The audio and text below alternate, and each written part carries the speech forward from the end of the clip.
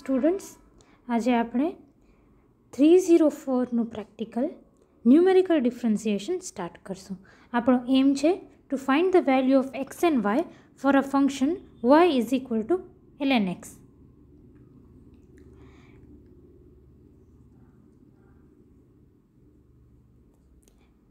હવે આપણે numerical differentiation કરવાનું છે. ડિફરન્સિએશન આપણે નોર્મલી સ્ટડી કર્યું છે.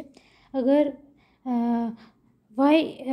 કોઈ ફંક્શન છે ln x તો એનું ડિફરન્સિએશન થાય 1/x. આમાં આપણે ન્યુમેરિકલ ડિફરન્સિએશન કરવાનું છે. એટલે શું, તમને એક ટેબલ વેલ્યુઝની આપેલી હશે. આ રીતે આ ટેબલ તમને ગિવન હશે, કોઈ પણ વેલ્યુઝ. આ વેલ્યુ એક્ઝામ્પલ લઈએ છીએ આપણે. કોઈ પણ આ રીતે ટેબલ ઓફ વેલ્યુઝ આપેલી હશે. એક્સ એન્ડ વાયની વેલ્યુઝ તમને આપેલી હશે. પછી સ્ટાર્ટ ક્યાંથી કરવાનું છે, તો તમને પ્રોસિજર માટે 3 ફોર્મ્યુલાઝ આપેલા છે, એ, બી એન્ડ સી. 3 ફોર્મ્યુલાઝ આપેલા છે અને આ ફોર્મ્યુલા વાપરીને તમને ન્યુમેરિકલ ડિફરન્સિએશન કરવાનું છે. કેલ્ક્યુલેશન સ્ટાર્ટ કરીએ. હવે આ ફોર્મ્યુલા કોના માટે વાપરવાના છે? For x is equal to 2 and x is equal to 3. એના માટે આપણે આ આપેલા ફોર્મ્યુલા એ, બી, સી વાપરવાના છે. Here H is equal two 0.5. H એટલે શું? એચ એટલે એક્સની વેલ્યુઝનો ડિફરન્સ. 0.5 અને 1ની વચ્ચે શેનો ડિફરન્સ, કેટલો ડિફરન્સ છે? 0.5. પછી 1 અને 1.5ના વચ્ચે કેટલો ડિફરન્સ છે? 0.5. એ રીતે ટેબલમાં એક્સની બે વેલ્યુ વચ્ચે કેટલો ડિફરન્સ છે એને આપણે એચ કહેશું. સૌથી પહેલાં x is equal two x કે ઇઝ ઇક્વલ ટુ 2. ત્યારે એચ તો 0.5 છે જ, કારણ કે ટેબલમાં છે. હવે એક્સ ઇઝ ઇક્વલ ટુ 2 છે ત્યારે વાય કેટલો હશે એ જોઈ લો. એક્સ ઇઝ ઇક્વલ ટુ 2 છે ત્યારે વાય છે 0.69315. તો એક્સને તમે એક્સ કે માનો તો આ એ વાયને આપણે વાય કે માનશું. જો x is equal two x કે ઇઝ ઇક્વલ ટુ 2, તો 2ને તમે એક્સ કે માનો તો એના સામે જે વાય છે એ વાય કે હશે. આ વાય કે છે તો એના પહેલાંની વેલ્યુ કેવી, એના પહેલાંની વાયની વેલ્યુ હશે વાય કે -1. એના પછીની વેલ્યુ જે હશે એ હશે વાય કે +1. વાય કે એના પહેલાં વાય કે -1, એના પહેલાં વાય કે -2, એના પહેલાં વાય કે -3, એના પછી આ વાય કે પછી વાય કે +1, પછી આ વેલ્યુ થશે વાય કે +2, પછી એના નીચે વાય કે +3 એન્ડ સો ઓન. આ રીતે તમે બધી વેલ્યુઝ માની લો. વાય કે -1, વાય કે -2. પછી આ ફર્સ્ટ ફોર્મ્યુલા એ જુઓ. આ વાળો ફોર્મ્યુલા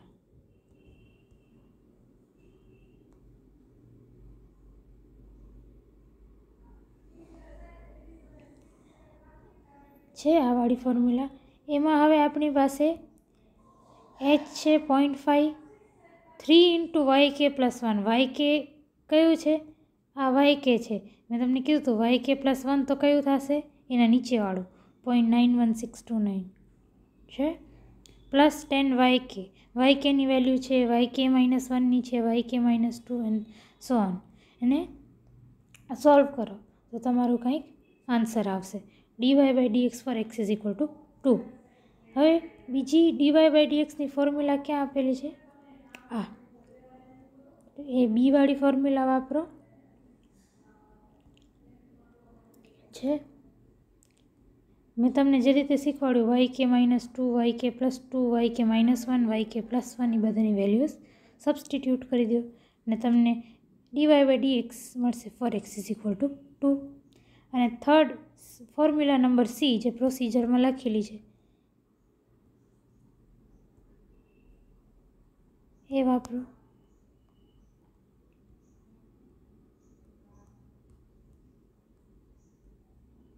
જો આ ફોર્મ્યુલા. હવે yk +3, yk +2, yk +1, yk -1, yk બધાની વેલ્યુઝ તમને ખબર છે. એ વેલ્યુ સબસ્ટિટ્યુટ કરીને dy/dx for x is equal to 2 મળી જશે. હવે જો તમારી પાસે dy/dx છે for x is equal to 2 formula A થી, ફોર્મ્યુલા બી થી અને ફોર્મ્યુલા સી થી. નાવ પહેલાં આપણે x ઇઝ ઇક્વલ ટુ 2 માટે કર્યું હતું. હવે x is equal two x, k is equal to 3 માટે કરશું.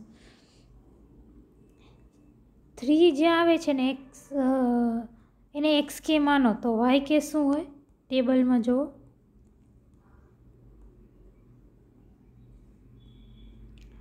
આને અગર તમે xk માનતા હો તો આ yk થશે એના સામે જે છે એ.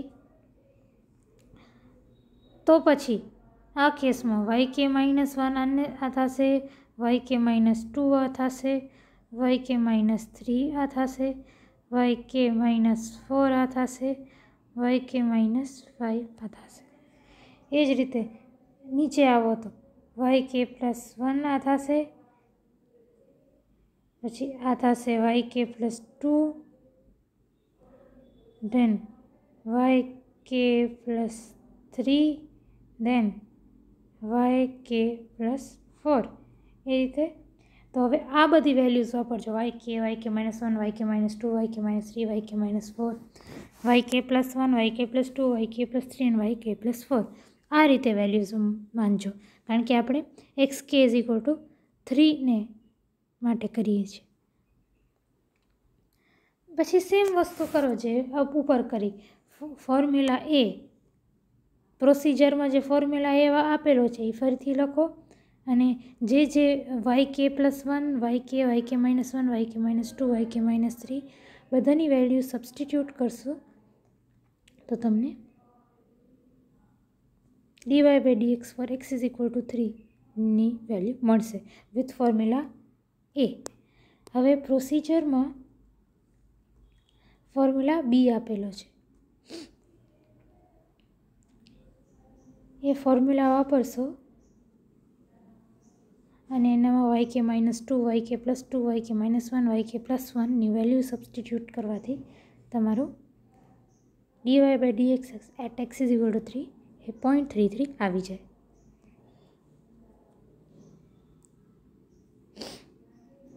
હવે પ્રોસિજરમાં જે ફોર્મ્યુલા સી છે એ વાપરીને જુઓ. એમાં yk +2, yk +1, yk +3, yk -1 બધાની ફોર્મ્યુલા સબસ્ટિટ્યુટ કરીને તમે dy/dx at x is equal to 3 put કરો તો તમને આન્સર આવે 0.33.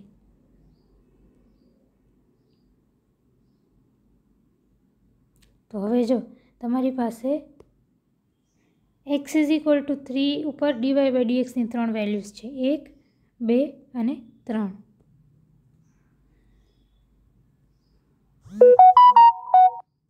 હવે આ ગ્રાફ છે ને, આ ગ્રાફ કેવો બનાવવાનો છે? Graph y versus x. y શું છે? આપણો ln x. તો તમને આ જે ટેબલ આપેલી છે ને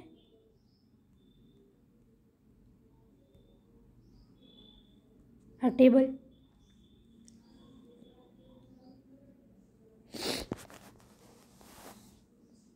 આ ટેબલ તમને વાપરવાની અને y વર્સિસ x નો ગ્રાફ બનાવી દેવાનો જે તમારી સ્ટ્રેટ લાઈન આવશે. પછી રિઝલ્ટ લખી દો. રિઝલ્ટ કેવી રીતે? એક ટેબલ બનાવો. x ઇઝ ઇક્વલ ટુ 2 માટે ફર્સ્ટ ફોર્મ્યુલા એ વાપરો તો શું આન્સર આવે, બી વાપરો તો શું આન્સર આવે અને સી વાપરો તો શું આન્સર આવે. એ જ રીતે x ઇઝ ઇક્વલ ટુ 3 માટે ફોર્મ્યુલા એ વાપરો, ફોર્મ્યુલા બી વાપરો અને ફોર્મ્યુલા સી વાપરો પ્રોસિજરનો તો શું આન્સર આવે. અને એ ધ્યાન રાખવાનું ખાસ કે બધા ફોર્મ્યુલાસથી આન્સર લગભગ સેમ આવવો જોઈએ. આન્સર સેમ ના આવતો હોય તો તમારો કેલ્ક્યુલેશનમાં એરર છે.